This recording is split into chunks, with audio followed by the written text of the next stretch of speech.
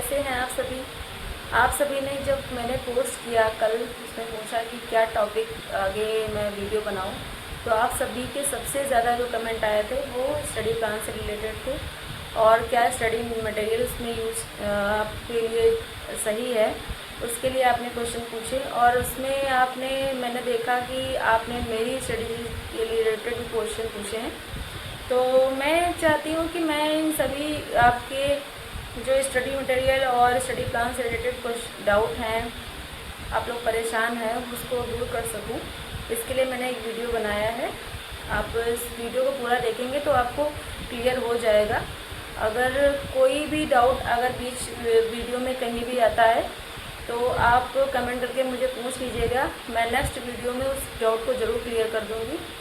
देखो क्या है ना कि यूट्यूब पे बहुत सारे चैनल हैं और हर व्यक्ति की अलग अलग प्रॉब्लम है, लेकिन जब हम कमेंट करते हैं तो इस उद्देश्य से करते हैं कि हमारी कमेंट का रिप्लाई आएगा, और रिप्लाई जब नहीं आता है तो हमें लगता है कि शायद हमने कमेंट कर दिया लेकिन वो देखा नहीं गया।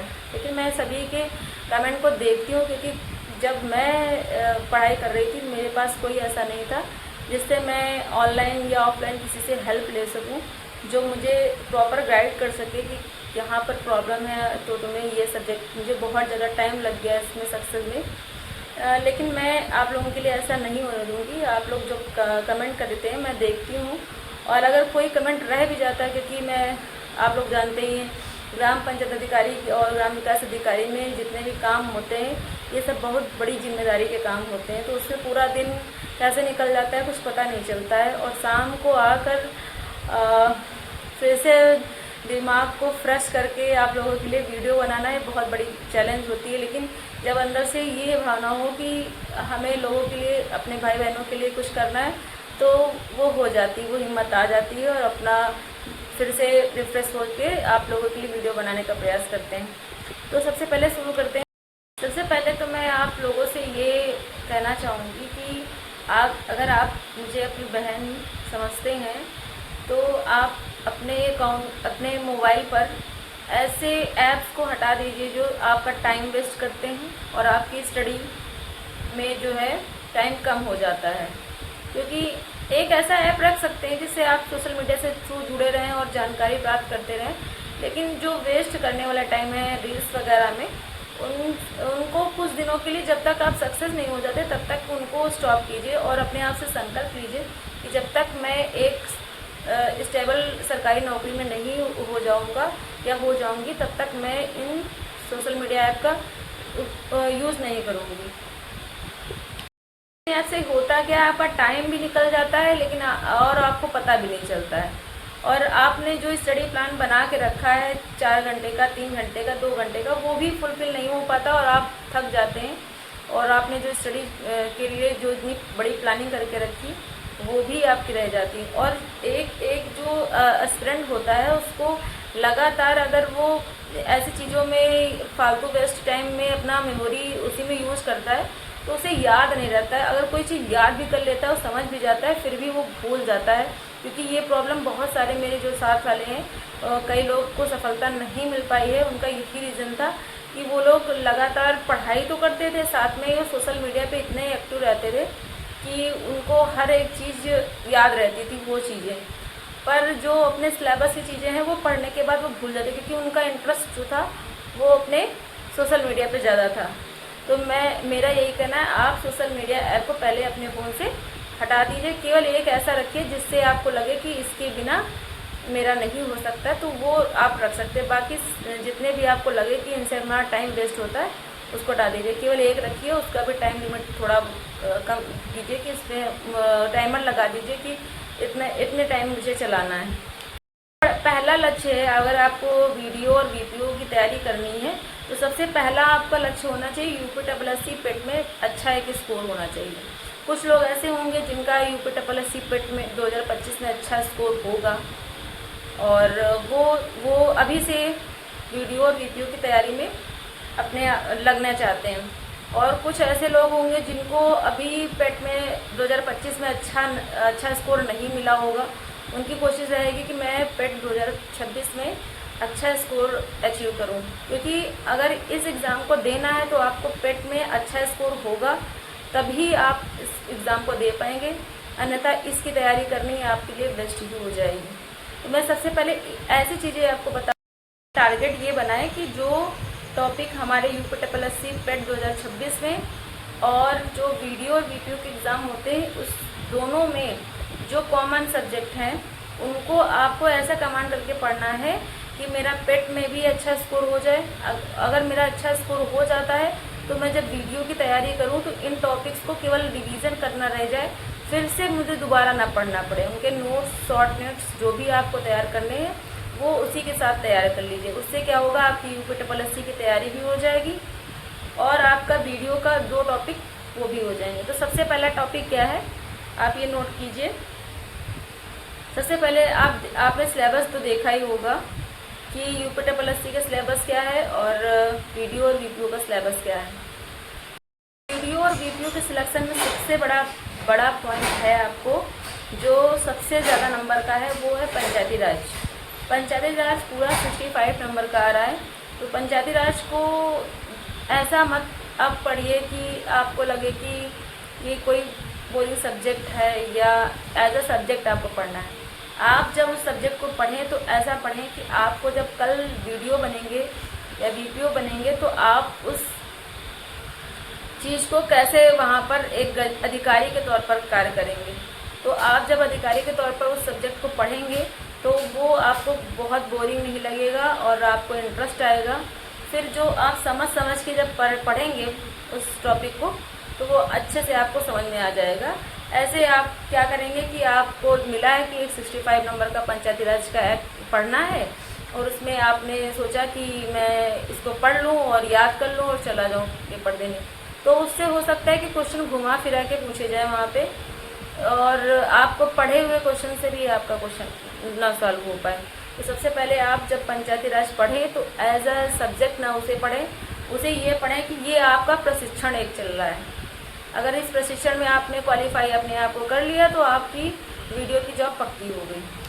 ग्राम पंचायत अधिकारी बनने के लिए दूसरा सबसे महत्वपूर्ण टॉपिक आता है यूपी जीके। यूपी जीके एक ऐसा सब्जेक्ट है जो आपको यूपीएससी पेट 2026 में भी आपको काम आएगा और वीपीओ का जब एग्ज़ाम होगा उसमें भी काम होगा। एक बार आपने यूपी जीके में अपनी पकड़ बना ली, पकड़ बनाने का मतलब है उसको ऐसा पढ़ें कि आपको चाहे जितना वो टफ क्वेश्चन बनाने का प्रयास करें आपको उसका आंसर पता हो। कभी कभी क्या होता है, हम किसी भी चीज़ को जैसे दी होती है तो जो चीज़ पूछी जाती है बस वही चीज़ याद हो जाती है। आपको ऐसा नहीं करना है। जब भी आप PYQ यूपीएससी के यूपी जीके के सॉल्व करें तो उसमें ये देखिए कि जिस टॉपिक को पूछा गया है वो उससे रिलेटेड और क्या क्वेश्चन बन सकते हैं। जब आपको ये पता चल गया इससे रिलेटेड और क्वेश्चन क्या बन सकते हैं, उनको पहले से देके जाएंगे तो विभाग कितना भी घुमा फिरा के क्वेश्चन पूछे आप आंसर कर ले जाएंगे। और यूपी जीके की तैयारी में अगर आपको हेल्प चाहिए, उससे रिलेटेड आप यूट्यूब चैनल सर्च कर रहे हैं तो मैंने जो यूपी जीके पढ़ा था वो SSG गुरुकुल पर पढ़ा था, क्योंकि उस समय अच्छी क्लास ले रहे थे, अभी भी अच्छी क्लास ही लेते हैं शुभांशु सर। तो उनका जो मैप करके पढ़ाने का तरीका है मुझे बहुत समझ में आता था उससे। अगर आपको उनके पढ़ाए गए तरीके से समझ में आता है तो आप उस चैनल को फॉलो कर सकते हैं, क्योंकि मैंने यूपी जीके उन्हीं के चैनल से पढ़ी हुई है। और अब तो वो डेली जो है यूपीएससी के लिए प्रैक्टिस सेट भी कराते हैं यूपी जीके और कंप्यूटर से रिलेटेड, लेकिन उनके चैनल में सबसे अच्छा जो पढ़ाया जाता है वो यूपी जीके मुझे लगा। बाकी चीज़ें तो मैंने अदर जगह से करी थी, लेकिन यूपी जीके जो है स्टार्टिंग मुझे जब उनका चैनल मैंने लिया था तो उसमें मैंने कोर्स कोई लिया नहीं था, मैं बस यही फॉलो किया था मैंने किस सब्जेक्ट को किस चैनल से पढ़ना है। तो यूपी जीके मैंने SSG गुरुकुल से पढ़ा हुआ है। तो आपको अगर कोई डाउट लगता है तो आप यूपी जीके के लिए इस चैनल को फॉलो कर सकते हैं। और आप PYQ जरूर सॉल्व कीजिए। PYQ के साथ साथ जो एक्सप्लेनेशन है होती है सर की, उस पर ज़रूर ध्यान दीजिए कि सर क्या एक्सप्लेन कर रहे हैं, क्योंकि सर एक क्वेश्चन से 4 क्वेश्चन आंसर बताते हैं। तो उन्हीं आंसरों को आपको भी अपने तरीके, जैसे आप सर का एक्सप्लेन करने तरीका वैसे ही आप जब आप खुद PYQ सॉल्व करें किसी ऑफलाइन या ऑनलाइन उसमें, तो आप खुद से क्वेश्चन करें कि क्या मैं इसके और भी आंसर बता सकता हूँ, उससे रिलेटेड और भी कंटेंट मुझे याद है या नहीं याद है। तो उससे क्या होगा, आपको UPGK अच्छे से याद हो जाएगा। तीसरा सबसे इम्पोर्टेंट टॉपिक है आपके लिए, वो है कंप्यूटर। कंप्यूटर देखिए, आजकल मैंने जैसे वीडियो में बताया था कि कंप्यूटर सीखना ज़रूरी भी हो गया। पहले के टाइम नहीं कि आपने सिग्नेचर कर दिया और काम हो गया। आप किसी भी विभाग में जाएंगे तो आपको कंप्यूटर से रिलेटेड चीज़ें आप होनी चाहिए। इसीलिए इस जॉब में CCC मांगा जाता है, क्योंकि यदि अगर आपको कंप्यूटर चलाना नहीं आएगा तो आप बहुत सारी योजनाएं जो आती हैं उनको ना ऑनलाइन कर पाएंगे, ना ही उनका डाटा बना पाएंगे, ना ही योजनाओं को लागू कर पाएंगे सही से। तो आपको कंप्यूटर आना ज़रूरी है। जो पहले के सचिव हैं वो अभी भी मैंने देखा है कि अभी भी कंप्यूटर चला नहीं पाते हैं, लेकिन उनके टाइम पे CCC अनिवार्य नहीं था और आपके टाइम पे अनिवार्य इसीलिए किया जा रहा है कि आपको वहाँ कंप्यूटर की नॉलेज हो। तो सबसे पहले कंप्यूटर पढ़े कहाँ से, तो इसके लिए डाउट के लिए मैंने बताया कि आप जो है यूट्यूब में अगर हेल्प लेना चाहते हैं तो आप रोजगार विद अंकित चैनल है, वहाँ पर कंप्यूटर जो है कराया जा रहा है, वो अच्छा पढ़ाते हैं। मैंने अभी तक देखा है वीडियो में, अच्छा उनका हो रहा था। लेकिन मेरे टाइम पे इतने कंप्यूटर के क्वेश्चन नहीं आते थे, तो मैंने कंप्यूटर में O लेवल तक किया हुआ है, लेकिन मुझे कभी ज़रूरत ही नहीं पड़ी है कंप्यूटर को अलग से पढ़ने की। और आपने इसमें पूछा था कि दीदी आपने कैसे तैयारी की थी, तो मैंने ये बताया कि आपको अगर हेल्प चाहिए तो इस चैनल पर आप जाके कंप्यूटर कर सकते हैं, रोजगार विद अंकित, अगर उनका पढ़ाना आपको समझ में आता है। मैंने कोई वो यहाँ पर प्रचार नहीं कर रही हूँ, मैं आपको सिर्फ रिकमेंड कर रही हूँ। अगर आपको समझ में आता है तो ही उस चैनल को फॉलो कीजिए, अदरवाइज़ अन्य भी आपको चैनल हैं जिनको फॉलो कर सकते हैं और उससे कंटिन्यू स्टडी कर सकते हैं। लेकिन इसी चैनल के भरोसे ही आप नहीं किसी चीज़ को निकाल सकते। अगर वो पढ़ा रहे हैं 10 क्वेश्चन, तो आपको भी उस 10 क्वेश्चन में 15 क्वेश्चन बनाने पड़ेंगे, आंसर बनाने पड़ेंगे, तभी आपको वो चीज़ समझ में आएगी। आप अगर कोई बुक नहीं ले रहे हैं तो आप अपने टॉपिक से रिलेटेड कंटेंट खुद क्रिएट कीजिए, क्योंकि आज के टाइम पे हर एक चीज़ फ़ोन पर अवेलेबल है, डाटा भी अवेलेबल है। अगर आपको फिर भी कोई दिक्कत हो रही तो आप एक बुक भी ले सकते हैं, उस बुक से आप पढ़ते जाएं और उसी के PYQ करते जाएं। उसमें कुछ आपको कंटेंट में बुक में कमी लगती है या आपने कुछ नया सीखा तो उसी में ऐड करते जाएं। ये काम भी आप करके कंप्यूटर। लेकिन कंप्यूटर में सबसे ज़्यादा ज़रूरी क्या होता है कि आपने जो कंप्यूटर पढ़ लिया उसके क्वेश्चन भी किए, लेकिन आपने कंप्यूटर चला के उसको कुछ चीज़ें होती हैं जो प्रैक्टिकल नॉलेज पे बेस्ड होती हैं। तो अभी भी UPSC का जो ट्रेंड बना हुआ है, तो कुछ क्वेश्चन ऐसे रखता है जब तक कि उसने ना किया हो प्रैक्टिकल तो उसमें वो भूल जाता है। अगर आपने पढ़ा और उसके बाद प्रैक्टिकल कर लिया और PYQ कर लिया तो आपके कंप्यूटर के 20 नंबर जो हर एक वैकेंसी में पूछे जा रहे हैं वो कहीं नहीं गए। तो मैंने ये बताई हैं कि आपको कैसे क्या पढ़ना है और उसके PYQ करने हैं। आपको इम्पोर्टेंट टॉपिक ये बताने जा रही हूँ कि जो आप PYQ करते हैं इसको कैसे मतलब आप एनालिसिस करें कि किस टॉपिक से क्या क्वेश्चन आए थे, उसको कैसे। तो जब भी आप PYQ करें तो सबसे पहले अपने पास एक कॉपी रखें, उसमें अपने आंसर लिखें और आंसर अगर गलत हो या सही हो उस टॉपिक को नोट करें, उस टॉपिक को रिकॉल करने की कोशिश करें। अगर आपको रिकॉल में नहीं याद आ रहा, दोबारा फिर नहीं याद आ रहा, तो अपनी किताब को जाके, अगर गलत होता तो पूरा ही टॉपिक आपको रिवाइज करना है। अगर आपका सही हो जाता है फिर भी उस टॉपिक को एक बार रिवाइज करना चाहिए, क्योंकि उससे क्या होता है कि आपके जितने भी आंसर गलत होते हैं उनकी चांसेस एकदम 0 हो जाएगी। क्योंकि डेली जब आप क्वेश्चन करेंगे उस टॉपिक से रिलेटेड एक क्वेश्चन आएगा, आपने फिर जाके उस टॉपिक को देख लिया। टॉपिक को जब देखते हैं तो वो बार बार उतना लेंदी फॉर्म में नहीं देखते हैं, एक उसका शॉर्ट बना लेते हैं कि इस टॉपिक को मैंने 4 लाइनों में अपना लिख लिया, इसको बस याद रखेंगे तो ये टॉपिक पूरा क्लियर हो जाएगा। वो चीज़ आपको करनी है। दूसरा पॉइंट हो गया कि जो प्रश्न आपके गलत हो रहे हैं उनको ज़रूर नोट करिए, क्योंकि कुछ ऐसे लोग होते हैं जो सब कुछ पढ़ के जाते हैं, पूरी मेहनत करके जाते हैं, फिर भी एग्ज़ाम में सही क्वेश्चन उनको आता है आंसर सही, लेकिन फिर भी गलत करके आते हैं। वो इस कारण से होता है कि वो उन्होंने ज़्यादा प्रैक्टिस नहीं करी, वो सिर्फ डायरेक्ट पढ़ के गए या थोड़ा बहुत प्रैक्टिस किया, तो उनका कंफ्यूजन वहाँ बना रहता है। क्योंकि वहाँ जहाँ ऑप्शन आपको 2 ऑप्शन में हमेशा कंफ्यूजन सबकी रहती है। 2 ऑप्शन, अगर 2 ऑप्शन में आपने सही निकाल लिया कि आंसर सही होगा तो आपका 100% चांस बन गया।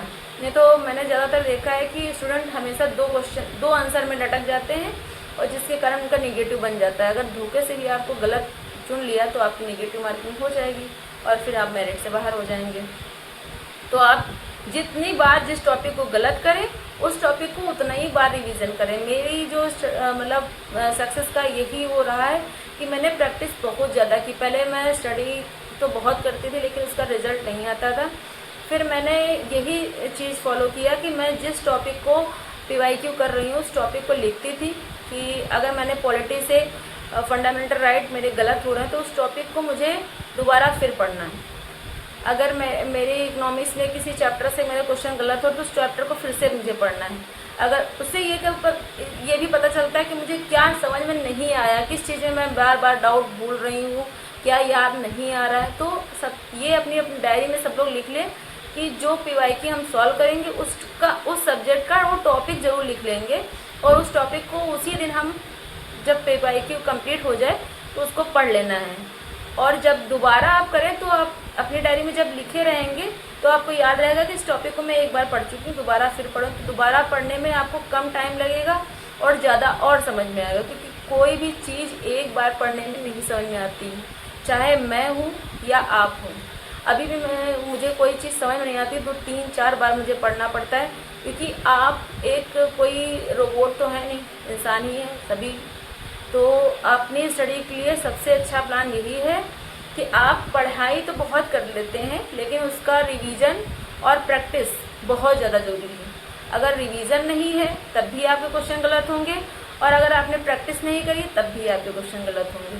तो इस को फॉलो कीजिए। और आपके कोई डाउट आता है कि किसी बुक के लिए आपको आता है कि किस बुक से हम तैयारी करें, तो उसके लिए मैं अलग से बना दूंगी। अभी मैंने जो आपको 2 यूट्यूब चैनल बताएं कंप्यूटर से रिलेटेड, अगर कोई दिक्कत है रोज़गार के तंके से जाके आप क्लियर कर सकते हैं। अगर आपको समझ में आता है तो मैंने ये नहीं बोला कि उसी चैनल से जाके पढ़ना है।